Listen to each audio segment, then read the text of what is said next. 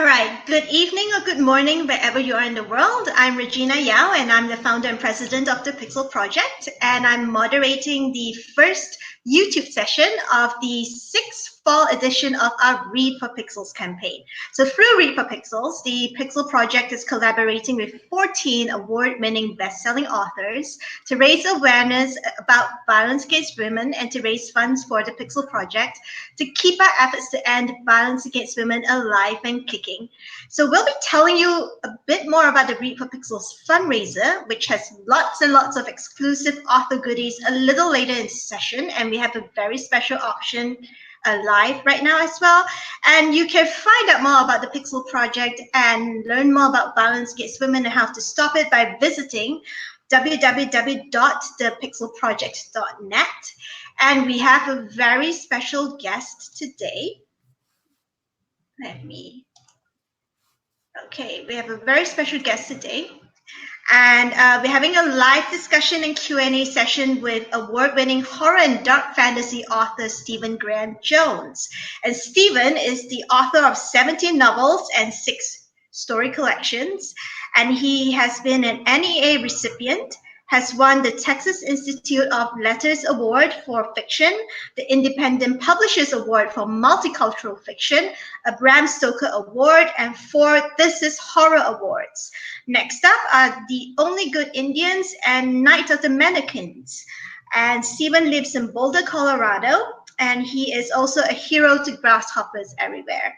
And Stephen has also generously donated some extremely exclusive goodies to the stash of author perks and treats we have up for donors at the Read for Pixels Rally Up fundraising page, and also a special online charity book auction page we've set up just for some of his rare books. Now on the Rally Up fundraising page, and the donors are, but the producers are gonna stick up the links for you in the comment section, the chat box of the YouTube page, and I will share a slide later on in this session. Now on the Rally Up fundraising page, Stephen is offering 2 critique sessions. So he'll write an extensive critique, including line notes on a 1,000-word excerpt from your work in progress that you send him. Just make the donation request, fulfill the donation request attached, and we'll get that running. And it'll be in writing. The critique will be in writing. And there's also a copy of Stephen's limited edition novella, The Elvis Room, that is up for grabs. And in this entire world, there are only 100 numbered copies of this novella in existence. This is novella number 99. Literally, we did our homework. You can't find it anywhere for love of money. Seriously, Stephen is giving this away as a gift to a generous donor. So go and check it out. And on the charity auction page, we have 3 of Stephen's books. They're all first editions, and 2 of which are seriously rare as well. Not as rare as The Elvis Room, but seriously rare. And it came from Del Rio if you like bunny-headed zombies. The Gospel of Z if you like zombie fiction with a twist that's so good that one zombie fan actually thought of abandoning his Disneyland trip and his kids to go back to the hotel room to read it. Seriously.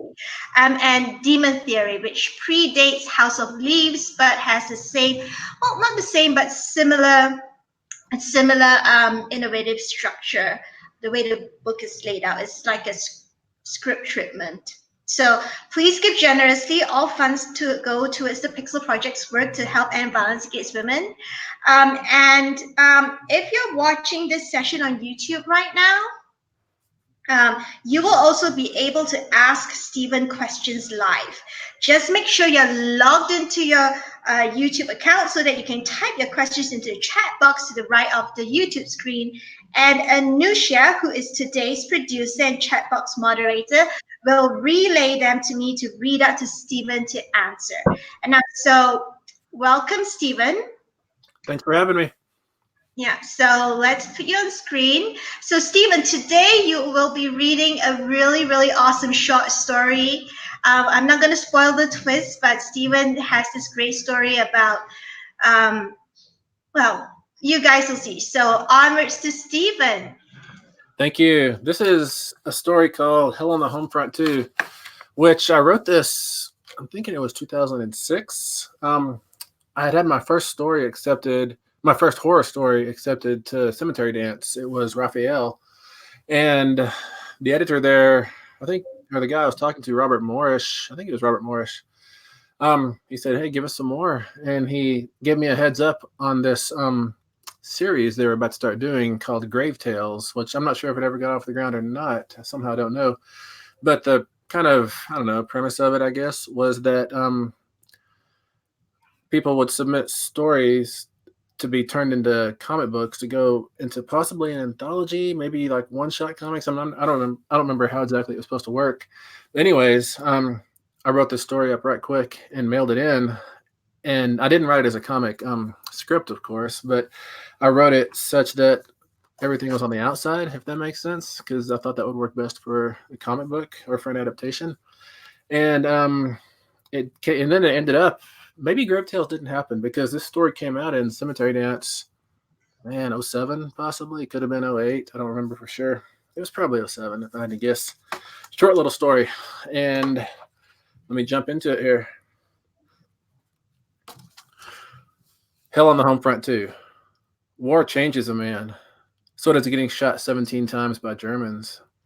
What Sandy had been hoping the war would change her husband Lech into was a dead man, just so his outsides could match his insides, or so his insides could be out. But 17 German bullets wasn't enough. Lech came back to Decatur, Georgia, a hero. As far as the town was concerned, he was a miracle of science, too tough to die. Sandy knew different. He'd come back for her. And now that he had medals and was a bona fide hero, the deputies weren't going to come out to the house anymore to stop him. She knew. Getting shot 17 times was going to be his license to keep on doing to her what he'd already been doing for 2 years before Germany. The day his bus rolled into town, Decatur PD caught her in Tallahassee, Florida, driving a truck she'd stolen from her uncle that morning. She was in her nightgown. "You don't understand what he's like," she told Sheriff Carlson. He chuckled good-naturedly and delivered her back to Lech. Standing on the porch in his pants and undershirt, Lech saluted the sheriff, then balled that same hand up, slung it into Sandy's face. She crashed into the clapboard wall. Another Friday night in Georgia. 2 weeks later, she didn't even recognize herself. Mostly, Lech just hit her in the face because it was hard to cook with broken arms, hard to clean with cracked ribs. They knew this from before the war. "Make any friends while I was off saving the country?" Lech asked from the kitchen table. Sandy was standing at the sink, her bloodied nose dripping into the dishwater. This because she'd opened his beer instead of letting him do it himself. "Just waiting for you," she said back. Lech laughed through his nose.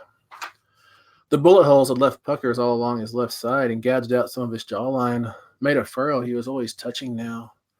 What Sandy thought was that he wanted them to match, wanted to make her face like his. What she asked him while he was passed out in the living room wasn't, "Why didn't you die?" but "How can you still be alive?" She was talking to herself, of course. The one time he caught her watching him sleep, his finger jerked up to the scar on his cheek, and then he sat up, and Sandy knew that running wasn't any good, but she couldn't help it. She was in her nightgown again. He caught her by the mailbox and pushed her hard enough into it that her collarbone snapped. The metal also peeled some of the skin from her face. It flapped under her eye. She tried to hold it in place, but Lech set his lips, knocked her hand down, then stepped back to hit her right there on the cheek. Sandy didn't wake until morning. A dog was running its tongue all the way into her sinus cavity, it felt like. She rolled over onto her side, her good side, threw up, and staggered inside. In the mirror, after rubbing it with alcohol, she could see the eggshell white of her cheekbone. She held her skin in place over it and knew better than to cry, because the salt from her tears would burn. Lech didn't come back from the bars for 3 days after that, and when he did, it was just because his hand was making him sick. He made Sandy work on it with a pair of pliers. What she finally pulled out, she was pretty sure was a splinter of bone from her cheek. It was too late, though. The hand was already infected, red streaks of blood poisoning climbing Lech's arm. She rolled his sleeve down to his wrist, told him he'd be fine. The next time he came home was a week later. His hand smelled like rot and his arm was going black. "Does it hurt?" Sandy asked him. Looking at you, you mean? He said back. This time she spit on the bandage before cleaning his hand. 4 days later, her collarbone on the mend, Lech crashed his truck into the porch at 2 in the morning. The whole house shook. Sandy pulled him from behind the wheel, opened his shirt. The rot, gangrene, was all the way across his chest now, but like in Germany, he still wouldn't die. She touched the skin and it was spongy, like meat that had been in the sun too long. She left him there for the flies, and they came, blanketed him, but still his chest rose and fell. On the third day, no food, no beer, he coughed, turned his head to the side, and retched maggots onto the shoulder of his shirt. Sandy sat on the porch and watched, a warm cloth on her collarbone. 17 bullets, she said to herself, and lit a candle to mask the smell of decay. By the ninth day, Lech's whole body was black like he'd burned, and this time when he opened his mouth, full-grown bottleflies drifted up. You're dead, Sandy told him from the porch. Lech's shoulders hitched together, and then he coughed, and it turned into a laugh. He pulled himself up with the bumper of the truck. Not so long as I got my baby, he told her, and lurched onto the porch railing. Sandy stepped back, her eyes flared wide. Lay down, William Lech Cross, she said, trying her best to sound like a preacher. On top of you, he said back, smiling, then pulled himself up onto the porch faster than she would have thought he could, being dead and all. Up close, he smelled even worse. She pushed him away, ran inside, but he caught her by the hair, slammed her into the china closet. She fell, holding her collarbone in place. Lech walked behind her, like he just wanted to see where she was trying to crawl to. Yeah, he said when she got to the stove. That's right, baby. Daddy's hungry.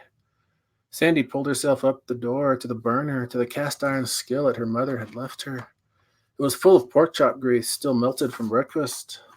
She slung it back onto Lech.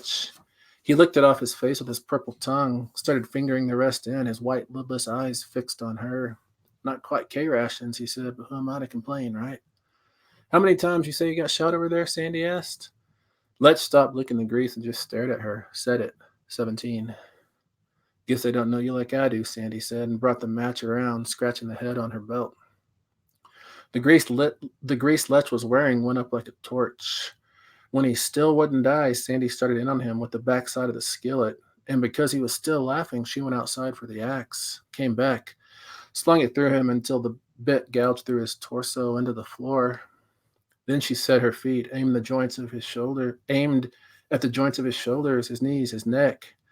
Just to be sure, she burned them all until he was crumbs and ash and bits of bone. This she funneled into a tall metal thermos, the one Lech had come back from the war with. Then, her eyes closed tight, she reset her collarbone. 2 days later, at a diner in Tallahassee, all her clothes in the bed of her uncle's truck she'd stolen for the second time, the waitress bellied up to her side of the counter, an order pad in her hand. You okay, darling? She said. Sandy just stared at the dirty spot on the counter. Anybody comes asking for me, she said. The waitress narrowed her eyes, waiting. I went west, Sandy finally finished. West, the waitress said, tapping her pencil on her pad. Not down to Miami, right? Sandy bit her lower lip, nodded. He that bad, the waitress said. Sandy squeezed her eyes shut. California it is, then, the waitress said, shrugging. Then, after one of the men in the far booth started tapping his spoon on the side of his water glass, she came back to Sandy, held up a stained pot, asked, How you like your coffee there, hon? Sandy focused in on the thermos she'd brought in with her. It was sitting by the napkin dispenser. Like I like my men, she said, a new hardness in her eyes, like laughter. Black, the waitress asked back, a lilt in her voice because she'd heard the joke. No, Sandy said, shaking her head, touching her collarbone. In a cup. Thank you. That was awesome.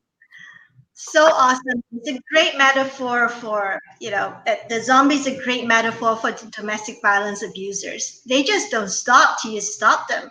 Yeah. Seriously. Yeah. So if you welcome everybody to the session with Stephen Graham Jones, and if you have any questions, please type them out into the chat box next to the screen. You have to log into YouTube for that.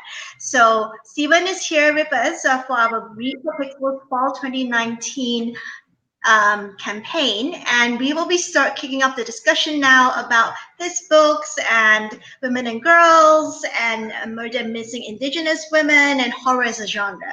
So, Stephen, you've written a lot of books. Mhm. Quite a few of them feature memorable female narrators, protagonists, and supporting characters. They range from the narrator of Seven Spanish Angels, which also touches on the issue of murder and missing indigenous women. The female protagonist, whose point of view makes up half of It Came from Del Rio, and the lead characters of Zombie Bake Up, The Last Final Girl, The Bird Is Gone, uh, Floating Boy and the Girl Who Couldn't Fly, and The 13th Night. And more recently, we have Libby in Mongrels, who is as kick-ass as they come, even more kick-ass than both her brothers, or Darren at least. And she keeps her nephew and brother fed, keeps the family together, and is generally the voice of reason most of the time. Mhm. So, who or what inspired you to create your female characters? Who inspired them? I guess just growing up with strong women. I grew up with I grew up with my mom mostly. There was different dads in the picture throughout my whole life, but my mom was always the stable thing, the pole around which everything spun in my world. And the one thing I always knew about my mom was that she would fight for me, whatever else was going on. She would quit her job. She would come have it out with the superintendent, which I needed a lot of times. She would always be there for me, and so I think I was just kind of trained on a woman like that, And then I married one too, so I've been quite fortunate, I think. Yeah, and like every other genre, horror has its share of female stereotypes and tropes. So, how do you work around or subvert such stereotypes to create a female characters? Because they almost at some point have agency as they grow in your books and stories. They have agency in dealing with the world and the horrors around them, and which includes situations that involve sexism, misogyny, and violence against women and girls. How do you subvert it? Because you always do. You almost always do. Mhm. Yeah, I will usually have the woman recognize that something like that is going on, as it always is, and then she will decide whether to deal with it head on or whether to just not bring it to the front, I guess, if that makes sense. Like it's such a commonplace thing that she doesn't want to mess with it, if that makes sense. She's tired of messing with that every day. But I guess as to how to subvert, the typical build in horror or the typical violence that can be done to women on the page of representation. That's I think representational violence is kind of like the key, the gateway that leads to actual physical violence, which isn't to say that violence on the page is not real, but violence in the home is more real, I would say. But I think that certain ways of thinking get kind of licensed or okayed in stories and media. And so I do think that I would feel bad if I were to ever feel like I was part of that process, part of that formula that was allowing that kind of badness to infect the world. But you're right. In horror, the women can often be they're almost like more scene dressing than they are people with agency and rights. So if I do resist it on the horror page, or just I guess on any page, I do it simply by attempting to make every person who is important to the story be a real person with an exterior, an interior, depth, history, past, intentions, longings, fears, regrets, all of it. And once they become a real person, then they cease being an object, or hopefully it becomes more difficult for people to objectify them anyways, but also sometimes I will let some of that objectification happen on the page as setup for the person doing the objectifying getting their head lopped off or something. Yeah,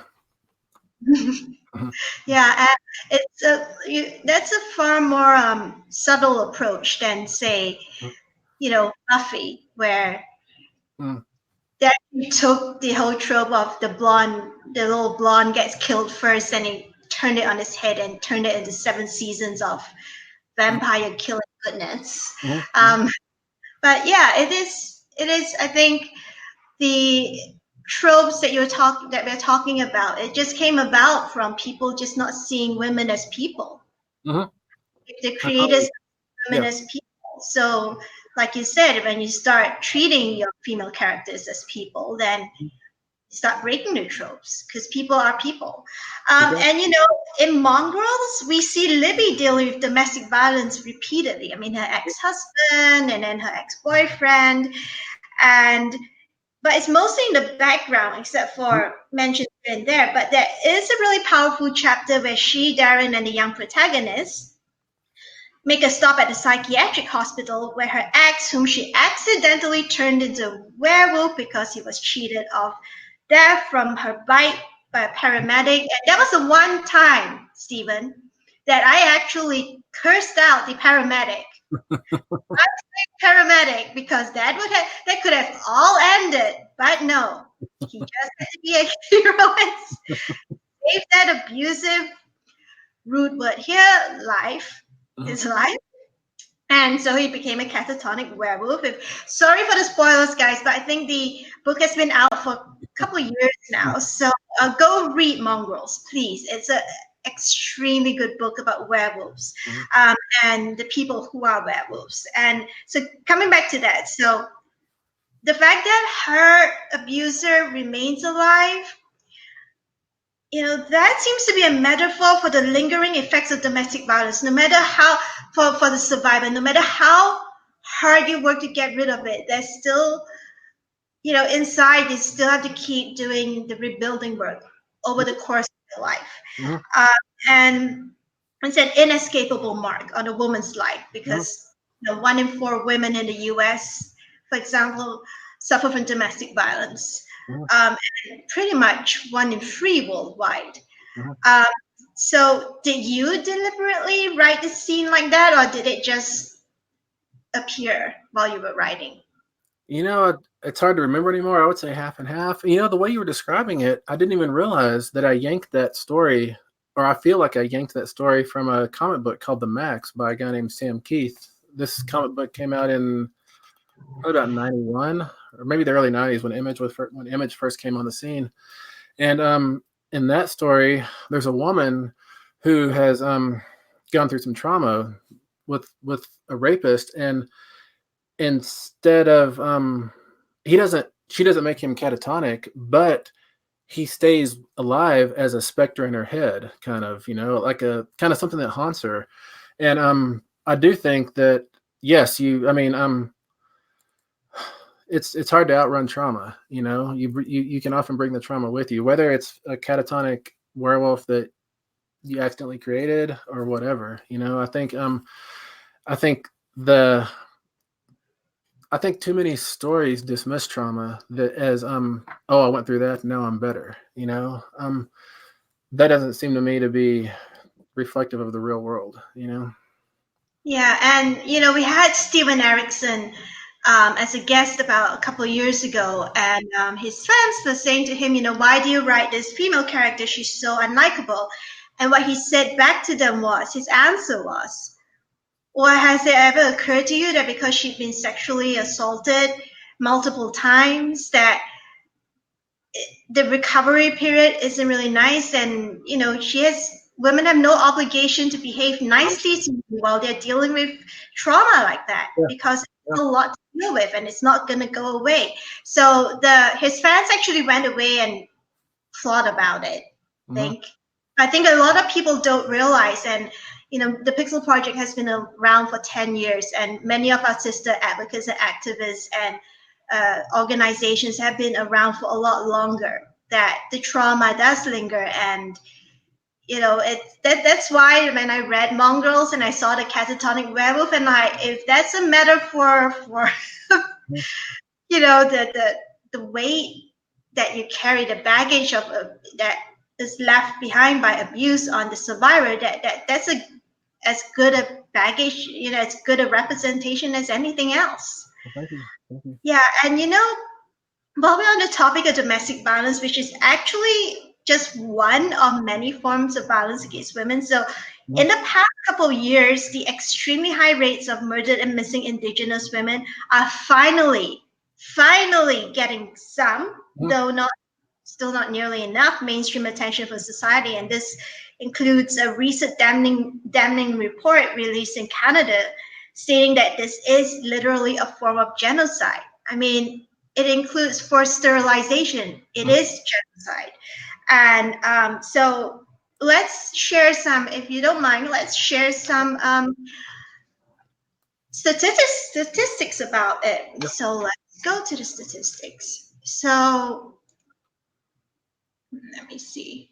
Here we go. So here are some basic statistics. In the USA, Native American and Alaskan Native women are 2.5 times more likely to be raped or sexually assaulted than other women in the country. And this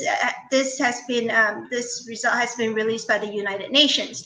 In Canada, Native or Indigenous women make up 4% of the population, but 16% of all women murdered are Indigenous. This is according to the Indigenous and Northern Affairs Department of the Government of Canada. And in a 2018 survey of 148 Native American women living in Seattle, Washington, in the USA, 94% reported being raped or coerced into sex. 82% who were raped or coerced into sex reported that the incidents happened before they were 18 years old. And only 8% of cases of a rape or coercion victim's first attack ended in a conviction. This is from the Urban Indian Health Institute. You can go check out their work at www.uihi.org. And public service announcement here in the USA, if you are a Native or Indigenous woman and you are facing domestic violence or rape or sexual assault, or you know someone who has gone missing, you can check out online resources for Native Indigenous Women's Resource Center.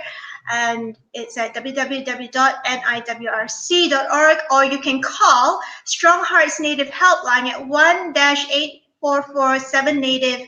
And it's open from 7 in the morning till 10 at night, Mondays to Fridays. www.strongheartshelpline.org to go and just check to see the times. In Canada, you can go to the Native Women's Association of Canada at www.nwac.ca to find out the helplines in your area. And in the North American database, in North America, you can check out the latest statistics and numbers and facts on the MMIW database at Sovereign Bodies Institute at www.sovereignbodies.org. And here we go. So let's put Stephen back on screen. And if you just joined us, we are here with Stephen Graham Jones for Read for Pixels Fall 2019. And we are talking about Stephen's books, women and girls in Stephen's books, and pop culture, the horror genre, and violence against women.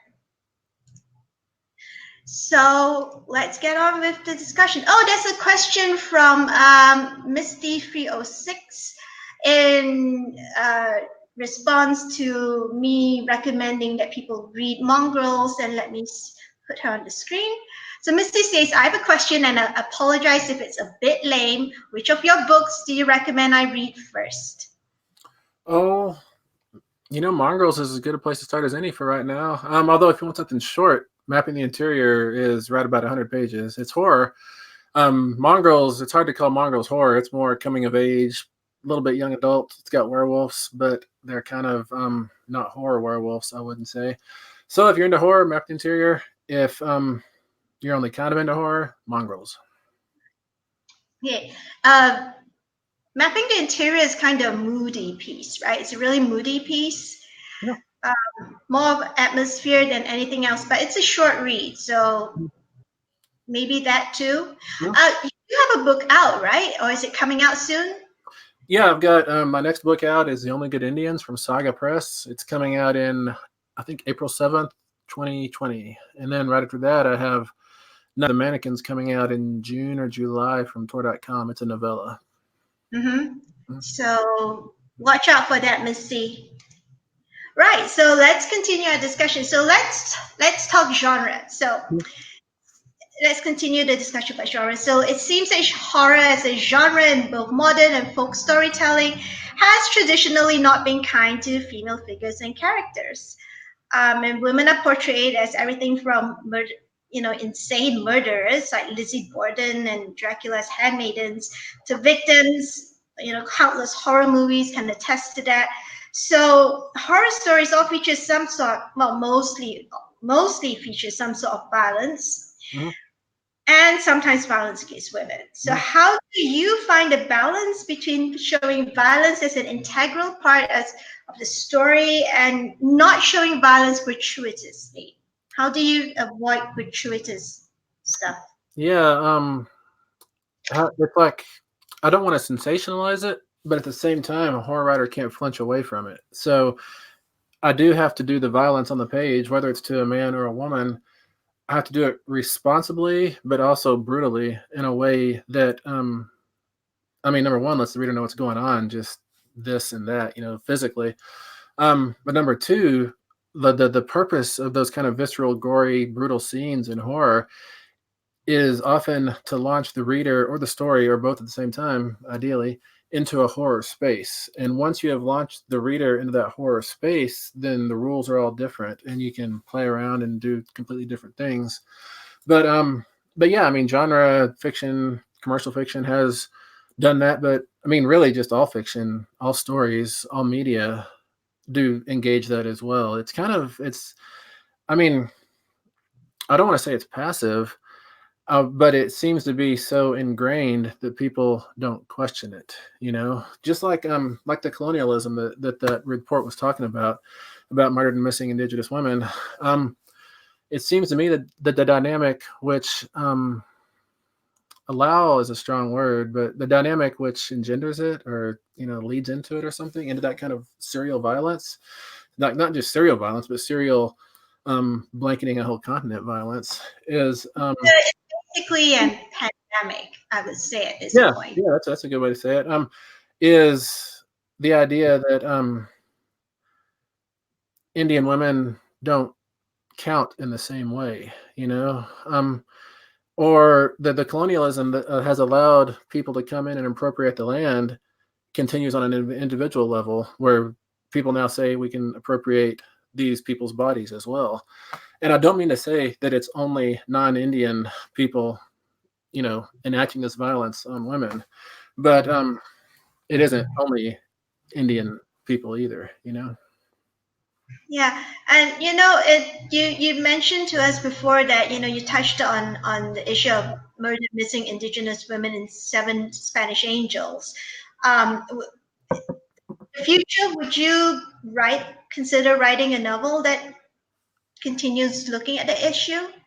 Yeah, I would. Yeah, maybe I will. I never know what I'm going to write until I start writing it. So who knows what's going to happen? But actually, the Only Good Indians, the way I kind of prefer to read it, is about um, an act of violence against a woman and what happens after that.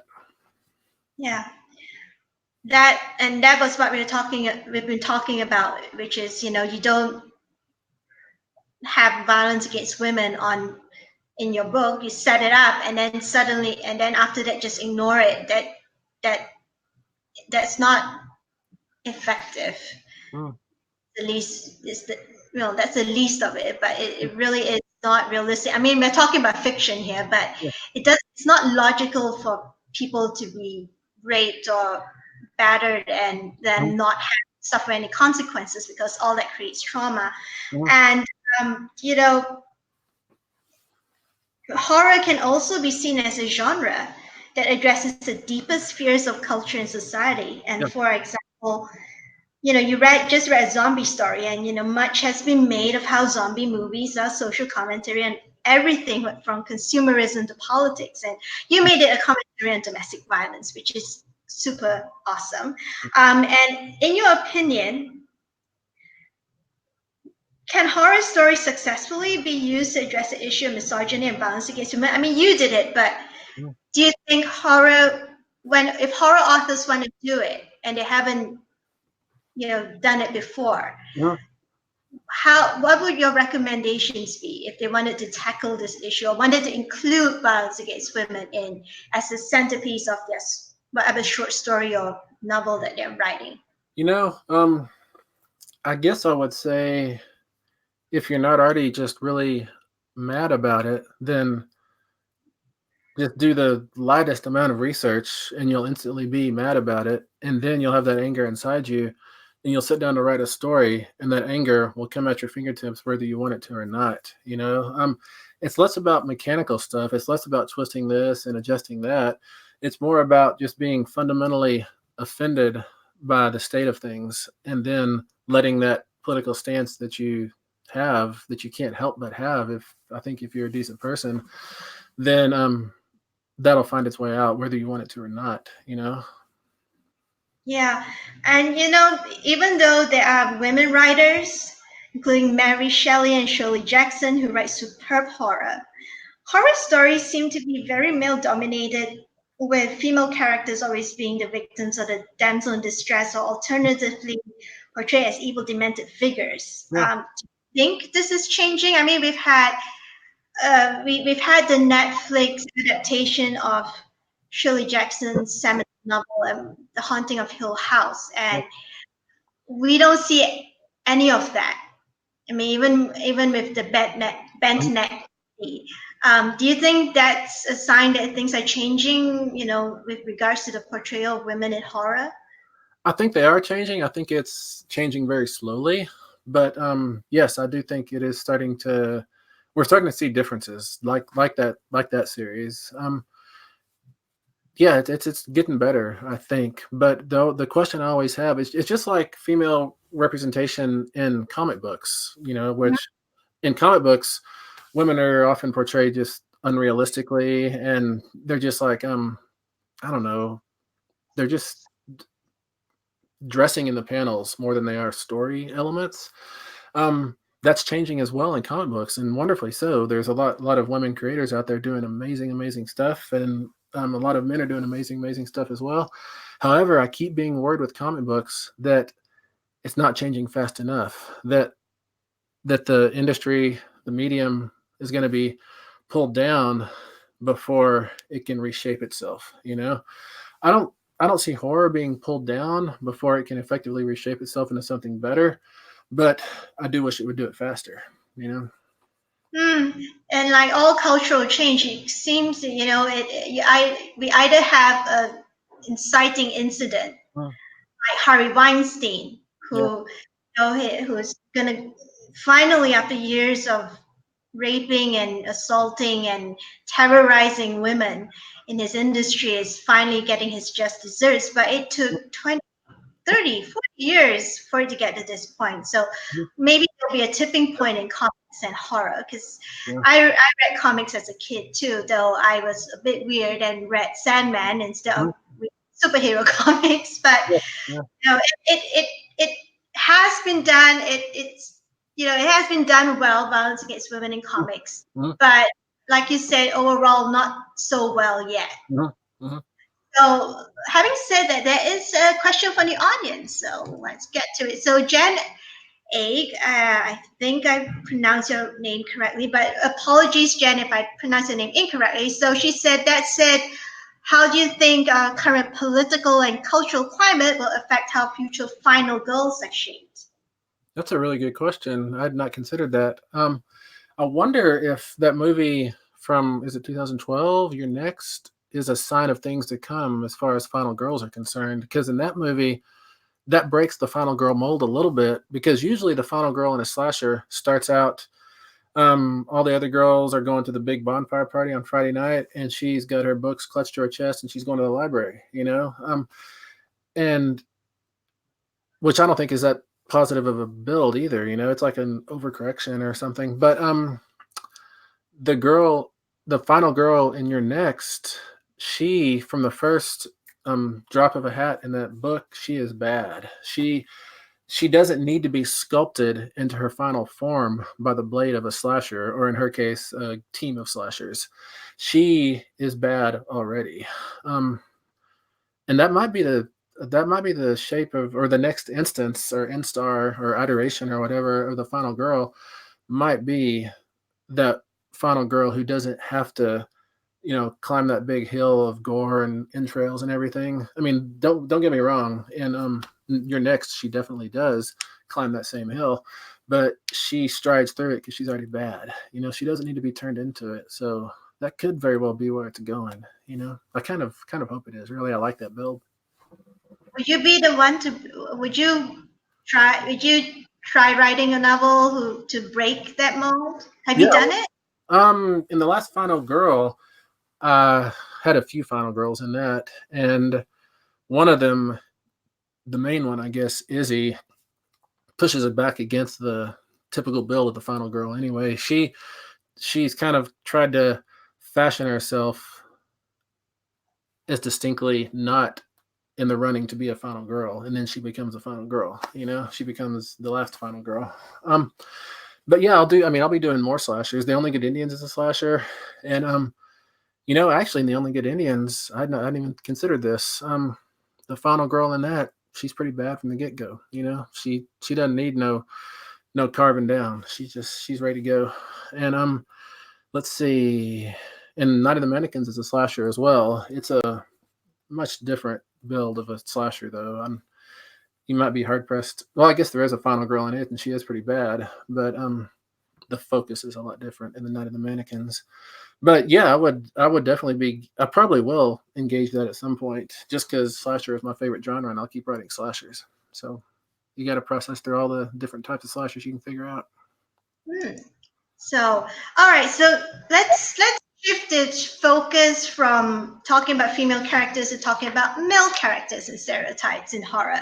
So, do you think there is room in horror for reframing how stories describe men away from hostile and toxic stereotypes and towards complexity and even vulnerability? And can this be one of the ways that horror authors can break away from toxic tropes that promote toxic masculinity and the dehumanization of women?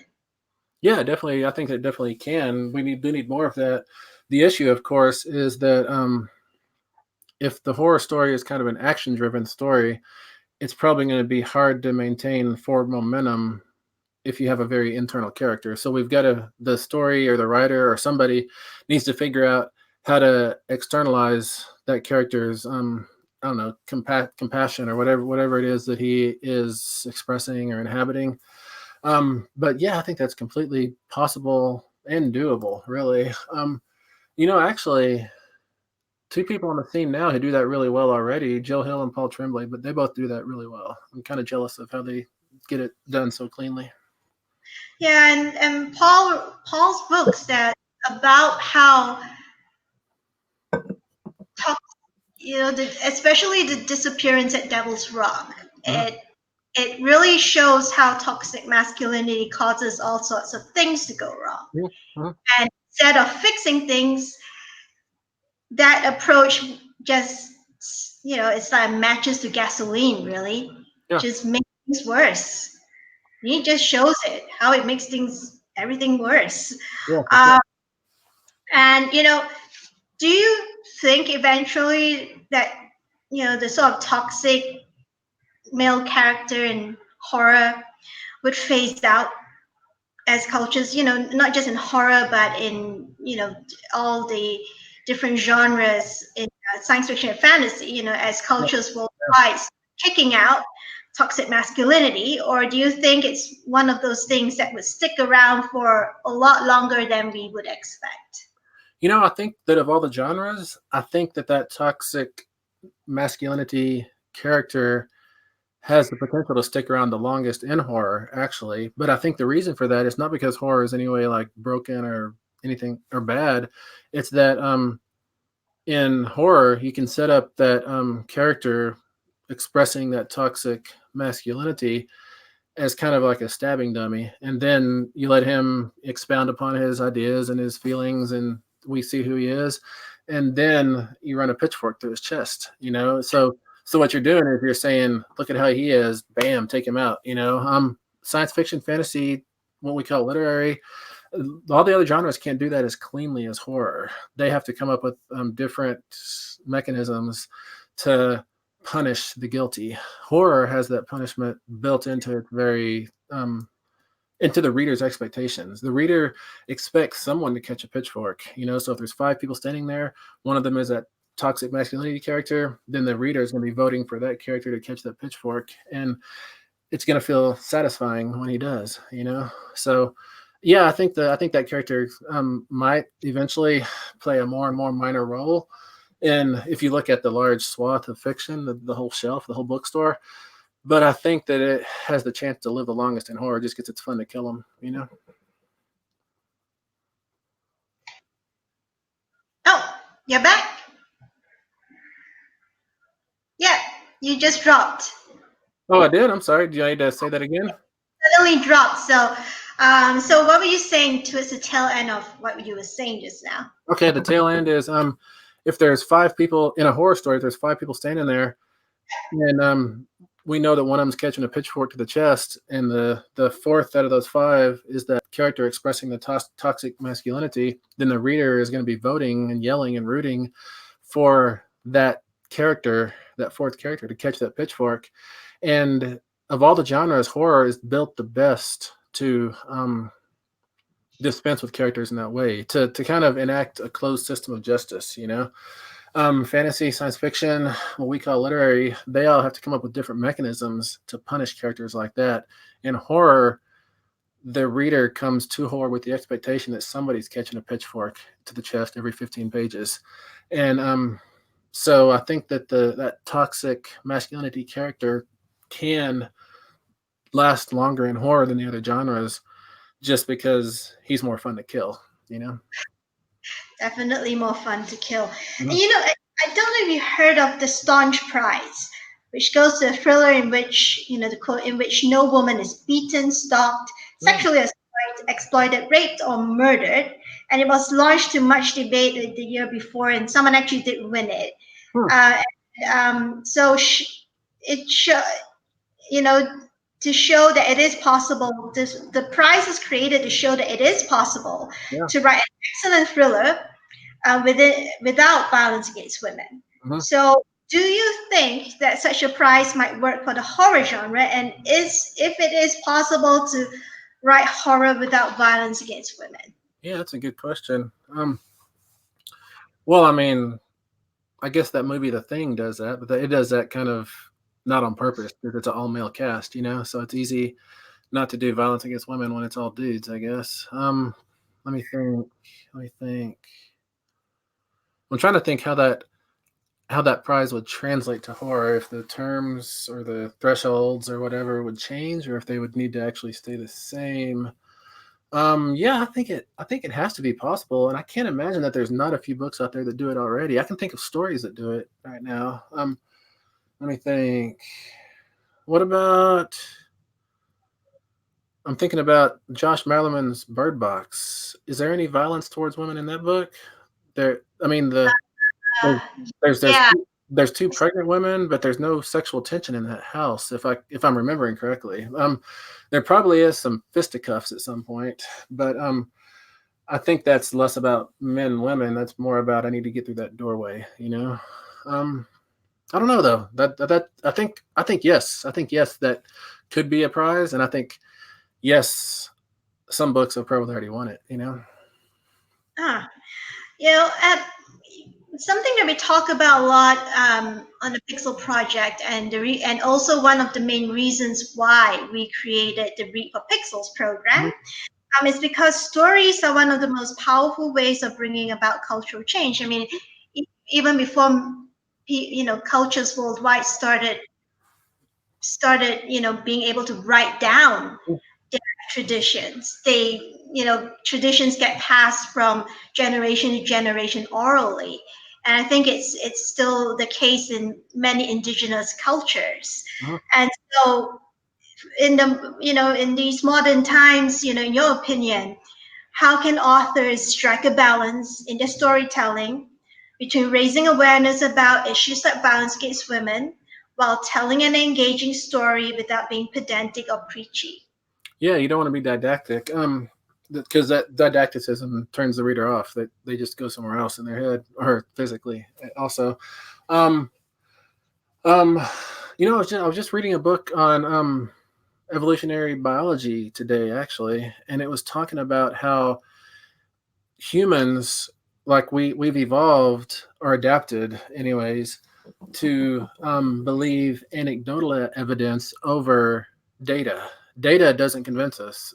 Anecdotal evidence convinces us, which is to say, stories convince us, just like you're saying.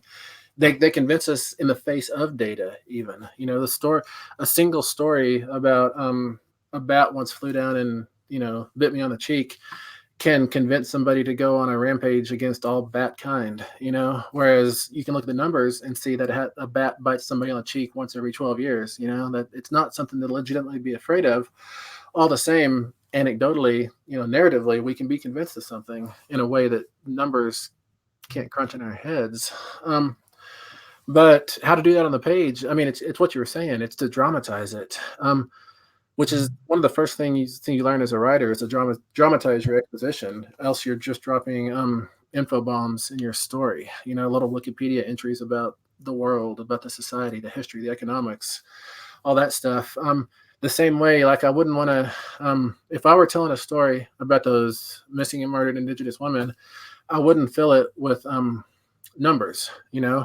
I would dramatize it with a story of a family, I think, and I would let us get a sense of the vast scope of it in this one small area with this one family, I think, and with this one, probably one person. Yeah.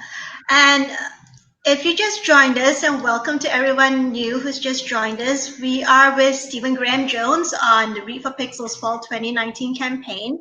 And we are talking about horror as a genre, murder and missing Indigenous women, and violence against women in general, and also women and girls in pop culture. So, speaking about murder and missing Indigenous women, how do you think own voices authors, I mean, now there's this hashtag own voices on Twitter, you go own voices authors like yourself can address types of violence against women, that the violence against women and girls, that women and girls in the authors community or culture experience in particular? I mean, from your point of view.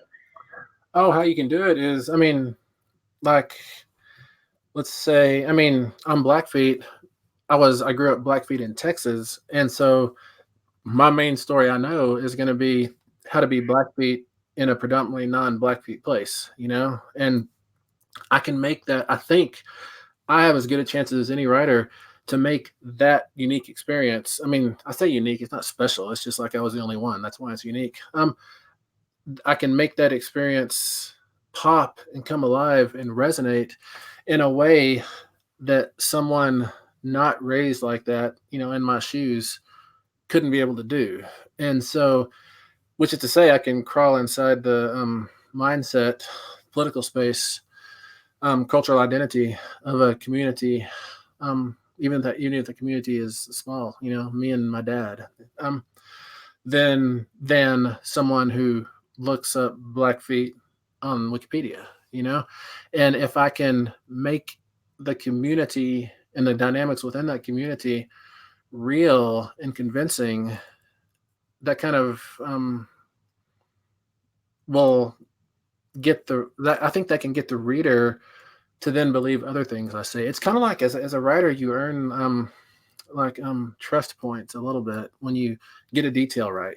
When if my character's in a story driving a tractor, and that character gets to the end of a row and he turns the tractor with his wheel and goes back the other way, then I, as a writer doing that character, I've lost a lot of points because you don't turn tractors with wheels. You turn them with your foot brakes, your left and right foot brake. So if I pivot on my left wheel and come swing back around to go the other way, then I, the writer, have earned some points that I can then spend later when I ask the reader to cross a bridge with me that may not make quite as much sense as right and left brakes, And I think you can kind of earn those points as a writer by getting your own community right, which I mean, how do you get your community wrong? Even I don't know how you get your community wrong. That's probably trickier than getting it right, maybe. But yeah, I think it's important to do that, to to not necessarily go into something with an agenda. I'm going to deal with these three issues, and you're going to listen to everything I say, just to present the community as it is, and usually as it is will all on its own, once you make it real, start to express some of the issues that you probably do want to be diving into anyways. Yeah, and just now you said, how do you get your community wrong? Oh, you would be surprised. I mean, just to give an example, in the Asian diaspora, let's say the Chinese diaspora, I belong to Chinese diaspora, and there are a heap of, you got this wrong in your book, sort of accusations. Yeah, yeah, Sometimes, not always, but yeah, yeah. yeah, No, how I do you mean get? that happens in Indian stuff too. People say that's not how it is with Indians, but the trick is, there's not a single Indian narrative. It's like there's like 3 million Indian narratives, just in this state probably. I don't know what our population is in Colorado, but there's not just a single one size fits all story, So it seems like, I mean, I'm not saying that there's not violence you can do to your own community. There definitely is. You can reduce it and package it and sell it in a way which is not helpful for anybody except for possibly the editor and the publisher making money off of your books or something. But yeah, hopefully, I mean, I guess what I'm assuming here is integrity, and maybe that's not safe to assume. I don't know. I like to be hopeful and imagine that everybody has the impulse to not do harm anyways. So we have a question from the audience from Andrea Rogers Henry. She asks, could you recommend some female writers in any genre? Sure. Let's say fantasy. I would say N.K. Jemisin. Her stuff is amazing, and Kelly Link. Let's say um, well, science fiction. Of course, everybody's gonna read Le Guin, I think, and Margaret Atwood if she's gonna be science fiction for the duration of this conversation or this sentence, anyways. Horror. Wow, there's so many horrors. Not horror. So many horror. There's so many horror writers. I'm sure I'm gonna forget 17 of them. Livia Llewellyn, Karen Runge, Nadia Bulkin, Darcy Little Badger. Who else? Who else? Who else? Man, I should have a cheat sheet here. I always think I should have a cheat sheet for these things because I know I'm forgetting somebody, probably somebody who lives next door. Anyways. Oh, and also, and I'm just talking genre, aren't I? What about what we call literary? Karen Russell does amazing stuff. She is such a solid writer. She really impresses me every time I read anything she's written. And possibly pertaining to violence against women, there's Dorothy Allison's Bastard Out of Carolina. It's I don't know, how old is that book? 15, 20 years, something like that. That is one of the most amazing novels I've ever read. And there's a comment here that you love. It says, so Stephen Graham Jones wrote Mapping the Interior. I've been waiting for that book for ages. This proves how busy and out I've been. Misty, the book is out. You can get it in ebook form. You can get it it's from Tor. So go look up Tor. It's probably on Amazon if you have a Kindle. Mm-hmm. And it is a marvelous, absolutely marvelous book about how a kid deals with ghosts and grief. If I do myself, and she says to be read list. So we have everybody. We have about 15 minutes left. We have about 3 questions left in the discussion session. But if you have any questions for Stephen, now's the time to pile them in, so Stephen can actually answer them before he goes off for his evening. So next one. So geek culture in general has had its share of critics saying that it is still too male dominated despite the rising number of prominent, well-respected and well-known female authors and creators. Do you think the same thing can be said of the horror community? Yeah, I think there are still more male writers than there are women writing, for sure. It's changing. There's Sarah Langan. I forgot her when I was talking about horror writers. I don't know how I did that. She's even in this poster with us, right? Oh, But yeah, it's going to be on horror panel. Guys, next week there's going to be a horror panel. We'll talk about it a little more, but back to you, Stephen. Yeah, no, Sarah's great. She's a wonderful writer. Yeah, it's changing. It's getting better. It's so much better than it was even 10 years ago. There's still a long ways to go, and hopefully, I mean, I'm just 47. I hope to be in the horror genre for the rest of the years I've got, and hopefully, in 5 years, maybe things will be a whole lot more equal. I think in horror writing, that's my hope. It's kind of weird though. You think about it, that Mary Shelley was one of the earliest horror writers writing mass horror fiction. Some people call her the mother of both horror and modern horror and science fiction. And yet, as Shirley Jackson, I mean, Yeah. she's the maestro. But even now, it's so weird that women have all these. They're credited with all these pivotal moments, pivotal developments genre, and yet still women writers are still not well represented in the genres. Kind of. Yeah. Everything about it. You know what? Also, I read. I was talking about numbers don't convince you, and here I'm going to try to drop some numbers. But I'm always hearing that horror audiences at the movie theater are more female than they are male. And if that's the case, then it would. If like that's the fan base, if the fan base skews more women than men, then it doesn't make any sense that more men. I mean, it doesn't make sense going off that there would be more male writers than female writers, but also we have to think about the system we live in, which probably accords men more freedom or privilege to do this, to sit in a room for 8 hours and write a book or a story or whatever it is. And I think that's an important thing to remember, that when a woman is trying to be a horror writer, she has different life pressures on her than a man has.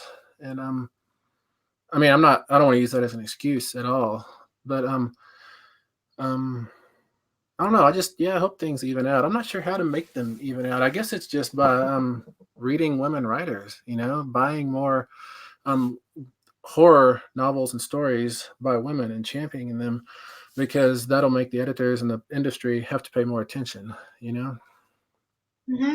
And and we were talking about stuff related to this before we went on air, that a lot of male geeks just get so angry at Wonder Woman, at Captain Marvel, at the gender bending of Ghostbusters. They just came out on that. They just, despite the fact that it's women make up a sizable audience in the theaters. I mean, we're the ones who make rom-coms smash hits, family drama smash hits, a lot of horror we are the ones who are buying the tickets. And theaters, there's this discussion in urban fantasy, which are kissing cousins with horror, because urban fantasy also has werewolves and vampires and the horror creatures, except with a different treatment, and there was a discussion about how something like 60 or 70% of the readers of urban fantasy are women. So, but they keep going, no, and that's why why are these guys so mad at us? I really don't understand it. I know that maybe it's on the same gradient as all those fans who feel like they own Star Wars and they're mad at Rian Johnson for The Last Jedi or whatever. You took what was ours and you made it more fair or better or whatever. Or they get mad at Chuck Wendig for that kind of stuff too. And I don't understand that feeling of ownership of content. I think people forget that they are consumers and not co-creators, and that gets really dangerous. And once people feel like they have a stake, be it emotional or financial or intellectual or whatever it is, then that can really trigger them to show who they really are, I guess. I don't know. It's weird. I don't understand it. It's mostly guys, Yeah. male geeks. And the usual cry starts with, "You ruined my childhood," by Mhm. including women and minorities. Mhm. And they'll say that exactly, but basically, you ruined my childhood thing. I mean, I guess my response would be, I guess my whole childhood was ruined because I was a minority in my life. I don't know. so speaking about childhood, Mhm. parents, you're a dad, Mhm. and parents, and you're a teacher too. You teach a lot of people writing. And parents are usually the most influential role models in a person's life. Mhm. So as a dad and teacher yourself, what do you think parents can do to help prevent violence against women and girls in future generations, and how do you get boys involved in helping to do so? I guess the first thing is just to talk to them. But the trick is, kids don't listen. You can sit there and give them the most perfectly practiced economical lecture that doesn't keep them from doing the stuff they want to be doing. You can give that to them, and half the time it's going to bounce off, probably more than half the time. I think the best thing you can do is exhibit that positive behavior yourself. So I always try, and I'm sure I don't succeed, but I try to always offer to do things for my wife to help her around the house, or just whatever it is. Just to show my kids that my wife and I are a team. It's not about one person having any kind of dominance or anything like that. It's we're a two-person team, and my kids are part of the team. For now, and pretty soon they'll go off and be on their own team, or be their own. They will be their own team. Who knows what'll happen? But I just think if you can exhibit the behavior you want to see out in the world, that's a big part of it, I think. Yeah, and speaking of housework, if you turn it around, the garbage doesn't care who takes it out, the Mhm. food doesn't care who cooks it. Mhm. They don't care about your gender. Yeah, yeah, yeah. So Misty has remarked in response to our discussions now about male geeks getting really mad at Captain Marvel and stuff. So she says, "I've been verbally attacked in chat groups because I'm a female. Males say, 'Why do women always try to take what is ours?' I told them that the genre didn't belong to them, and they got more angry." Well, Misty, I'm sad to say that this is normal. Yeah. That online, I've got it too. And Mhm. Anusha is going to stick Anusha on screen, and sorry. She says, "I think it's a case of people being threatened by change and what they see as an other, taking the spotlight power away from them. They don't realize we can all share." Yeah, yeah, yeah. It's like I guess they see Star Wars or whatever as a limited resource, and they don't see it as a whole galaxy far away that everybody can live in. They see it as this many pieces of pie, and now you've got more pieces of pie than me or something. And yeah, it's a weird type of selfish isn't the right word. It's more like greedy, I guess. Somebody wants to pull it out of themselves and keep it safe and not let it change. And Like the dog in the manger. This is hay. I can't eat it, but yeah. sure, I'm not sharing if anyone else who needs to Oh use yeah. it. Yeah. Yeah. And thinking about it's kind of weird, right? Thinking about Star Wars and the MCU as pie. Hmm. I mean, yeah.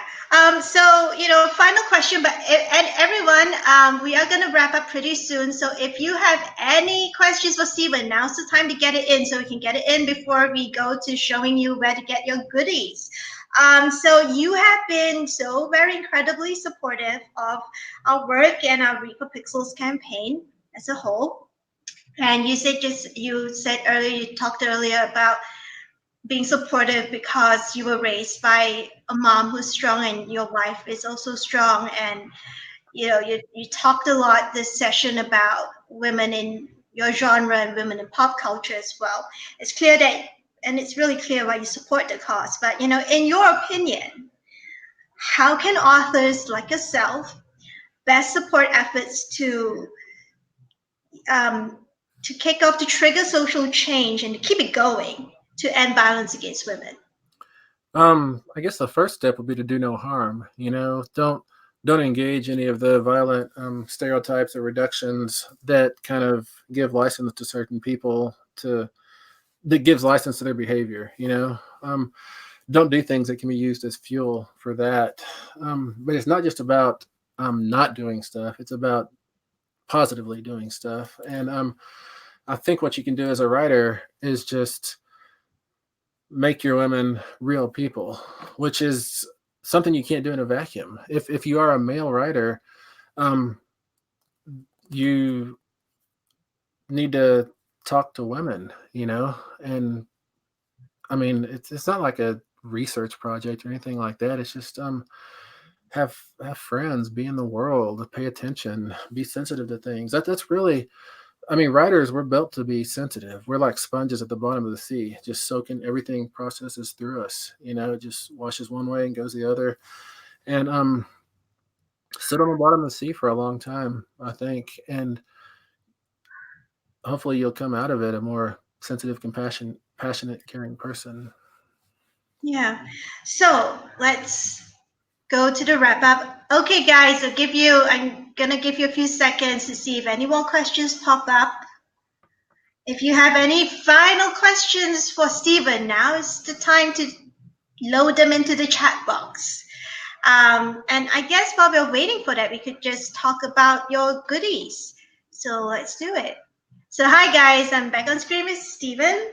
And as mentioned earlier, Stephen has generously donated some extremely exclusive goodies to the stash of author goodies that we have up as treats for donors at the Read for Pixels Rally Up fundraising page. And there's also a really special online charity book auction page we set up just for free of Stephen's books, which are rare. And believe me, when I say rare, it's like for two of the books, Stephen said that the publishers who published them aren't even around anymore, I think. Mhm. So let's Three, see. yeah, yeah. Three of those publishers are gone now. The one who published the Gospel of Z, Demon Theory, and It Came from Del Rio. All three of those publishers are gone now. Yeah, and you told us that the dust jackets for It Came from Del Rio and Demon Theory are pristine, right?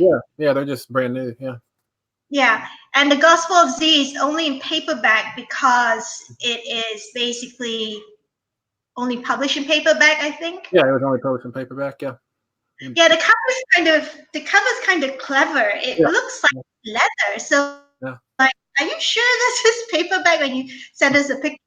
yeah. So so that's on the auction page. So let's see if we can share what the auction page looks like. So you can get Chrome tab. Here we go. Do you see it? So we have the auction page here that you can go here, and we will share the link soon. So let's screen share the uh, slide with all the information you guys need to go get your goodies. All right. So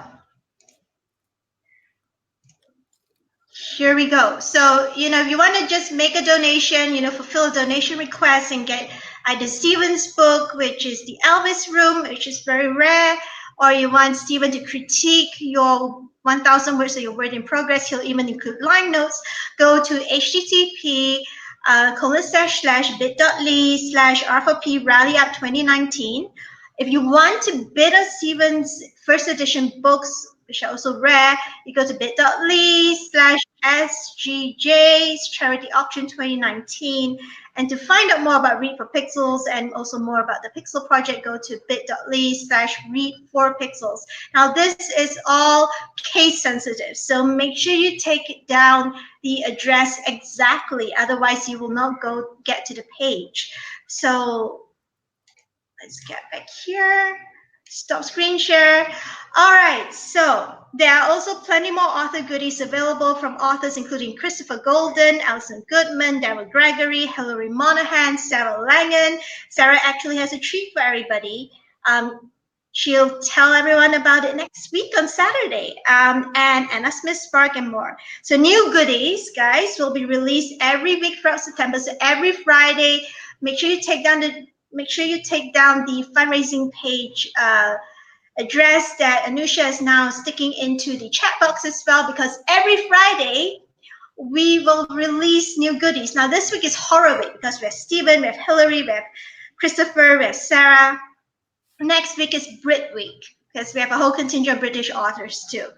So please give generously, please. All the funds that we raise go towards keeping our anti-violence against women programs alive, including Read for Pixels. Now, Stephen, do you have any announcements to make about anything coming up later this year that you're attending?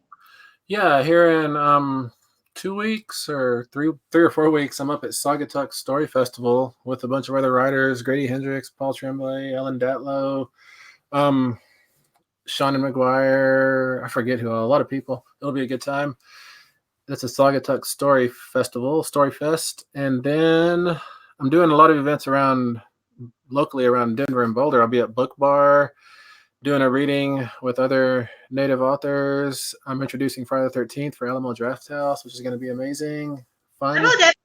What's the date for that one? That is September 13th, Friday the 13th. And then I guess this is in late September, early October. Where am I? No, this is early October. I don't know. This is October. I'm at New York Comic Con, I guess, doing panels and readings and stuff. And that's as far out as I can think right now.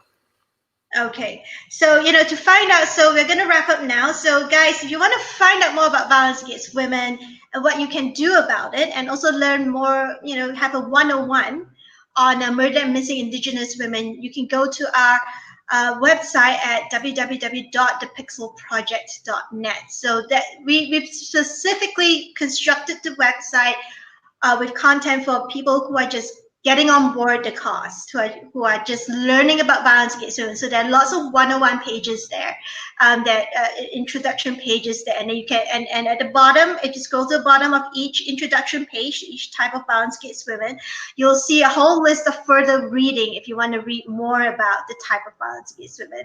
So, so Stephen and I will say good night or good day wherever you are in the world. Oh, one more question from a fan for you, Stephen. Do you ever do readings in Florida? I think the last reading I did in Florida was about 2002, and that was really soon after 9/11, so nobody was flying. I had to drive across from Lubbock, Texas to Tallahassee, Florida, and I had the Grease soundtrack in my cassette player the whole time, so I sang along with it. So that by the time I got to do my reading, I didn't have a voice, which made it a little bit awkward, So next time I come to Florida, I will have a voice. I'll try to. Didn't you have? Weren't you at university in Florida too? Oh, I was at Florida State University. Yeah, that's where I get my PhD there. Yeah. In 2 years. Yeah. That is. I have never heard of anybody get a PhD in 2 years. That is a lot packed into 2 years. Now, anyway, we have got to go. So, Stephen, any last words for everybody before we wrap up? Thanks for tuning in, and tune into the next person. Yeah. Okay. So good night or good day wherever you are in the world. Have a great Labor Day weekend if you're in the US. And next week, we are going to host Daryl Gregory at 6 p.m. on Friday the 6th of September. We are going to have a special horror writing panel with Christopher Golden, Hilary Monahan, and Sarah Langan at 8:30 p.m. Eastern Time on Saturday the 7th. So if you're an author, you will want to do that. And we are going to have Anna Smith Spark, the Queen of Grimdark. She's coming in at 10 a.m. Eastern Time, 3 p.m. British time on Sunday the 22nd. So we have a full program next weekend. And Anusha, our producer, has also shared the link to the program schedule on our website. So have a good day or good night wherever you are. And we are going off air now. Thank you so much, Stephen. Thank you. Hang on, Stephen.